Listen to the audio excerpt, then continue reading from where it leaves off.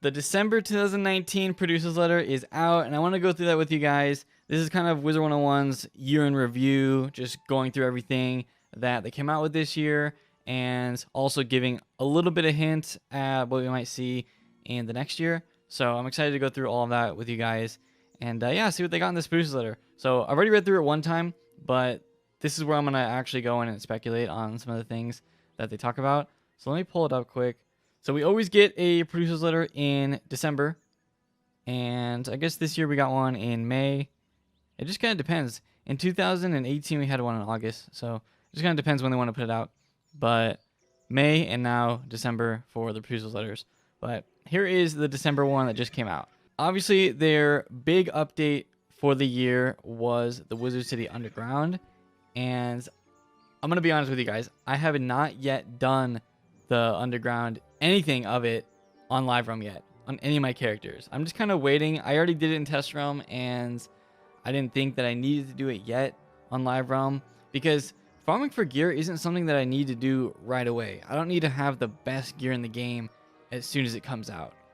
And that's kind of the approach that I did with the Paradox gear. If you guys remember that, I didn't get Paradox gear until way later. And I'm probably going to do the same with this one until I feel like going around and doing it and farming all this stuff. Plus, there was a lot of bugs early on. And some of the bugs were with the gear. They actually made it easier now to get the gear. So I'm fine with waiting because I feel like they're still ironing things out. Even though it's in live room, it doesn't mean all the bugs are cleared out of it. And we definitely saw that with this update and a lot of the updates that were also out in 2019. One thing I want to point out in the first paragraph, though, is they say, this has certainly been a year of transition. And that is so true. If you guys have followed Wizard101 this year, they've done a lot of things that they have never done before. And some of it was controversial. Some of it players liked. And I feel like the biggest transition that I saw from them is what they've done with the Crown Shop. And I feel like Crown Shop just went into overdrive mode, and they just put out so much things into that that they could. We saw the new bundles that came out this year that were just, you know, them grouping things together and lowering the price a little bit of those items, even though you might not need every single item in that bundle. So that was one thing that they did for sure. They changed up how packs work a little bit, and also how bundles work. With that Sinbad bundle, they did a bundle and a pack in one. So that was a little bit weird. But those are just things off the top of my head that I remember. So Wizard City Underground was the big quest. I may actually get around to recording doing this on live realm, no dialogue, at some point. I don't know. Probably next year at some point is the schedule for when I will get around to it. I did enjoy the questline a lot, but I just don't want to go in and complete the questline and then have to farm after that. I'm taking a break from that. So that is basically what you do. There are side quests too, which I never got around to, but there is a lot of content.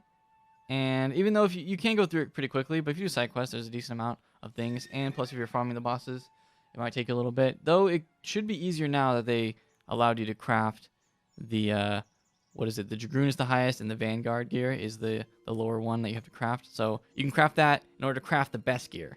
So I guess that's how it works now.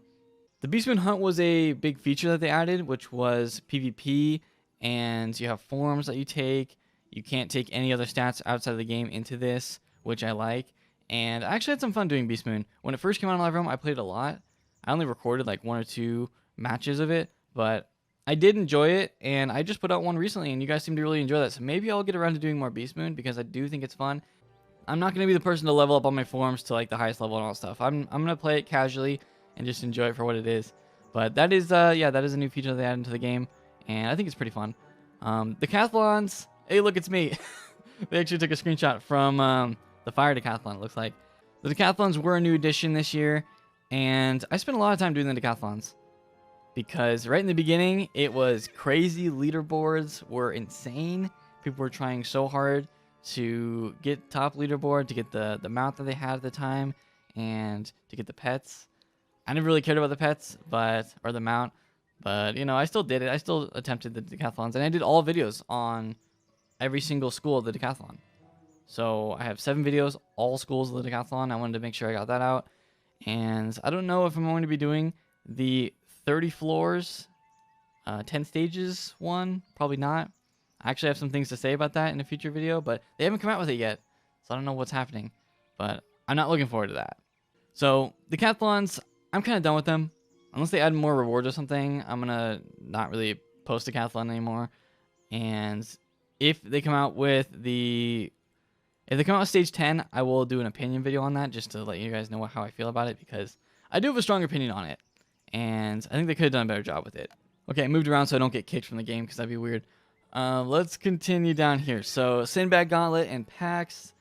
They added in the new Gauntlet and pack combination hybrid thing, which I didn't really like. I don't like that the Sinbad Gauntlet was a bundle that they put out just on their website, but it wasn't anywhere near what a actual Gauntlet bundle should be.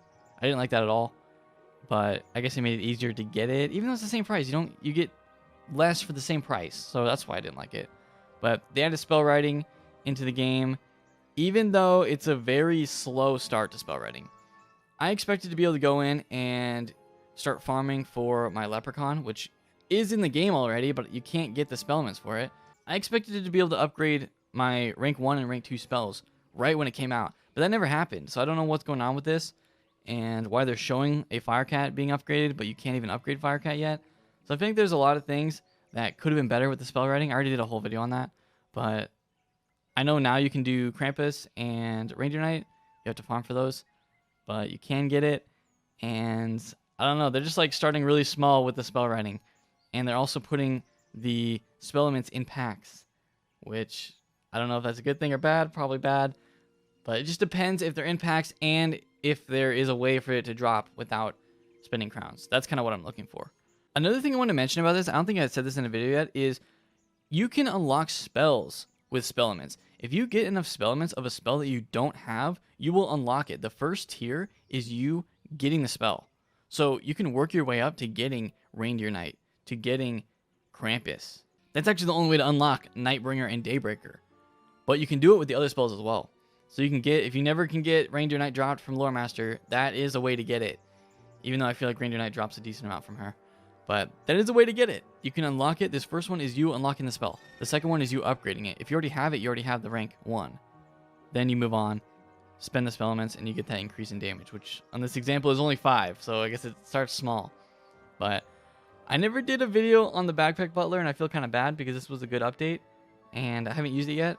But I feel like if there ever is a time when... Oh, Gary Scott designed that.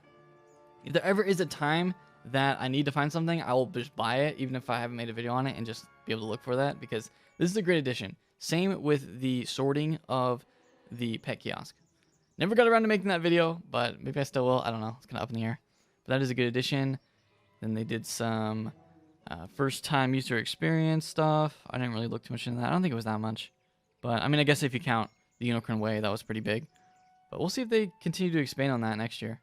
So, PvP changes. PvP is something that I don't really talk about on this channel because I feel like I am not the source for PvP. And I haven't posted PvP in so long, I don't really comment on PvP changes because I don't feel like I need to.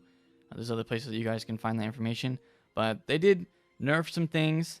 They've been doing some rebalancing of certain spells. And I think they're going to continue doing that. They want a lot of feedback from players, and I don't know if they're getting that. Because Matt Nedick on Twitter said that PvP is one of the least, if not the least used system in the game. He said that less players do PvP than Fish and players that do Monstrology. So more players are doing Monstrology than PvP, which I guess that says something, that this is really something that they want to put effort into because not a lot of people do it. So here we go. This is actually the section called 2020. So let's see what she has to say about next year. Speaking of ongoing developments, we're already plotting and scheming on what awesome things we can put into 2020. Here's a few hints.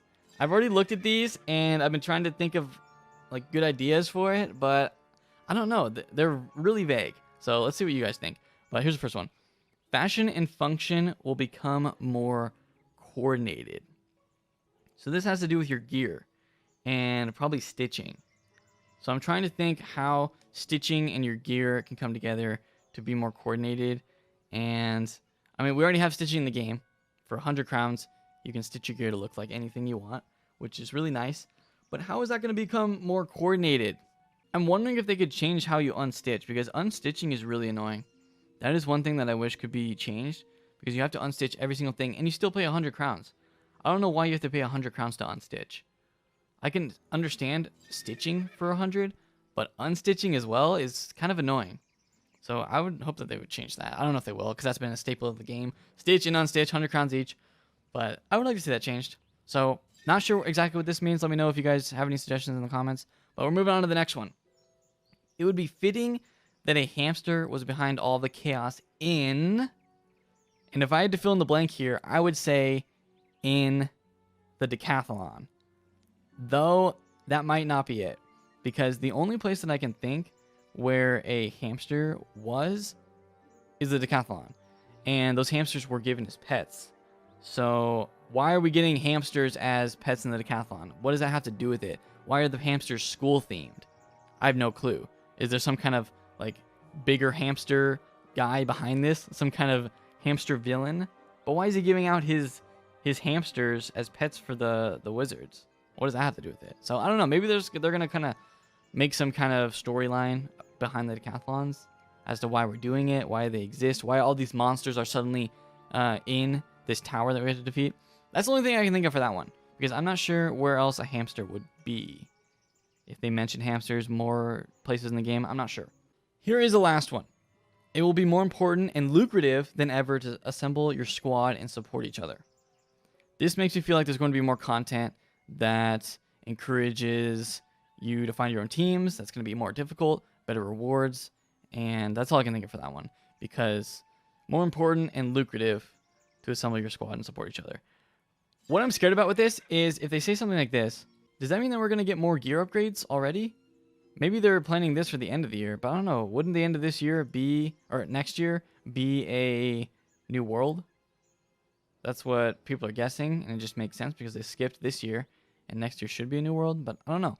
So maybe they're coming out with some kind of side content that will be encouraging teamwork in order to defeat it, because it's going to be more difficult, as we saw a little bit in the new boss fights in the underground. Those fights, some of them were pretty difficult. And so much more. Shortly after the first year, we'll have a new beast form available in Beastman Hunt.